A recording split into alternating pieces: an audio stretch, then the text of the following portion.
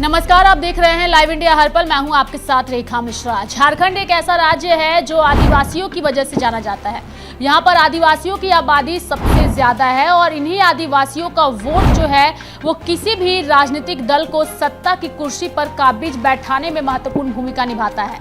लेकिन अगर आदिवासियों के बाद अगर कोई जाति सबसे अहम रखती है झारखंड के चुनाव में या लोकसभा के चुनाव में झारखंड के परिदृश्य से, तो वो है कुर्मी समुदाय। कुर्मी समुदाय लंबे वक्त से खुद को एसटी समुदाय में शामिल करने की मांग करती आई है, लेकिन आज तक इनकी मांगों पर ना तो विचार हुआ है और ना ही किसी ने ध्यान दिया है, जिसको लेकर के अक्सर कुर्मी समुदाय की ओर से कभी रेल रोको आंदोलन किया जाता है तो कभी आंदोलन कर धरना प्रदर्शन किया जाता है।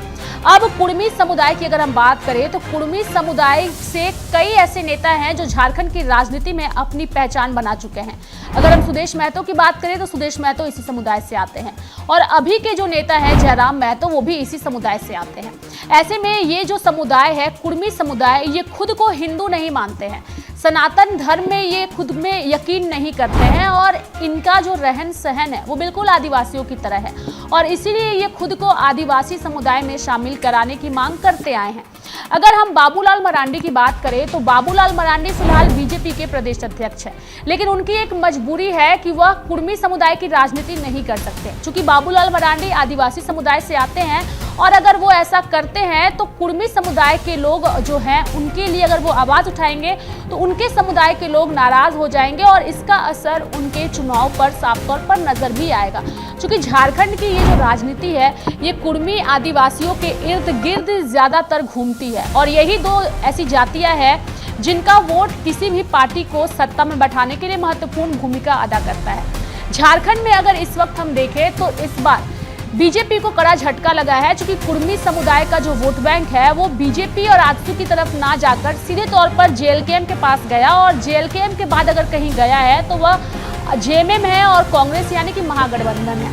अब हम खबर पर बात करेंगे कि आखिर पूरी खबर है क्या। दरअसल कुछ दिनों पहले प्रदीप वर्मा जो कि बीजेपी के राज्यसभा सांसद हैं, उन्होंने राज्यसभा में एक मांग उठाई और ये जो कुर्मी समुदाय है इन्हें जो है वो उनके लिए उन्होंने अपनी आवाज़ उठाते हुए उन्होंने कहा है कि इन्हें जो है 5वीं अनुसूची में शामिल किया जाए।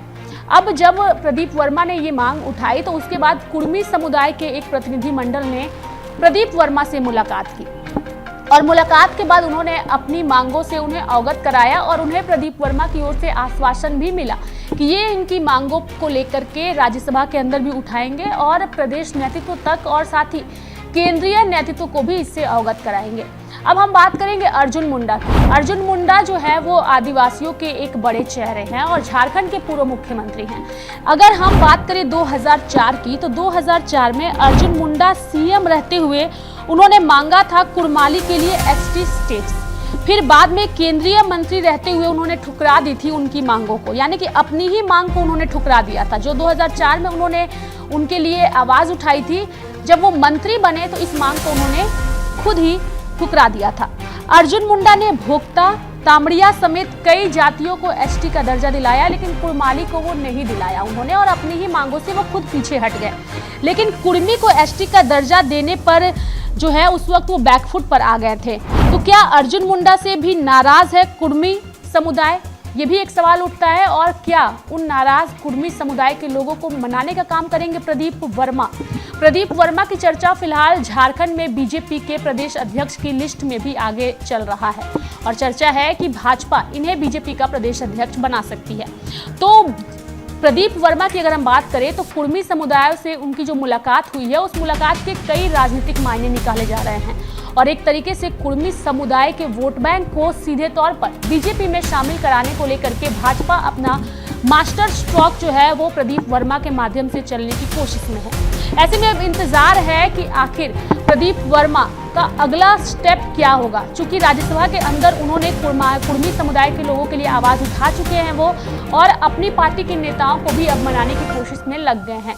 तो कुर्मी समुदाय को लेकर के भाजपा आने वाले दिनों में किस तरीके से राजनीति करती है और इस समुदाय के लोग क्या भाजपा पर उतना यकीन कर पाएंगे, ये भी आने वाला वक्त तय करेगा। लेकिन फिलहाल यह मामला प्रदीप वर्मा से मुलाकात के बाद बेहद सुर्खियां बटोर रहा है और इसको बीजेपी के आने वाले अगले मास्टर स्ट्रोक के तौर पर भी देखा जा रहा है कि इस समुदाय के दम पर भाजपा झारखंड में अपने संगठन के साथ साथ अपने अस्तित्व को बचाने में महत्वपूर्ण भूमिका निभाएगी।